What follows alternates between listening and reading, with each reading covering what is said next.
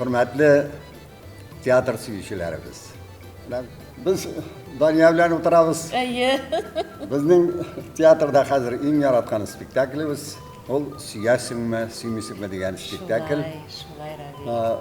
Biz o'zimizda yaratamiz, ani yurgan xalqda yarata, ani birinchi yashar qaraganlar bor. Agarda qaramagan kishilar bo'lsangiz, keligiz, siz ham da g'ibrat olib ketarsiz. Biroz mo'ng'ayirsizda, kulirsizda, yilmayirsizda. Belki sonundan yılarsızda, ayılağaç tağında kişi yaşarıp gider, saflanır. O'zining turmushi turunda o'ylay boshlaydi, Peter Ravil. O'tgan turmushi turunda durust yashaymikan, durust yashamaymikan, shunday o'ylarga da botib o'tiradir hali bizning qarag'ash. Albatta. Ravil bilan o'ynaw ol o'zi zo'r baxt. Sahnada Ravil bilan g'ajoyib o'ynaw. Meni endi Doniyor bilan endi. Qadar yengil.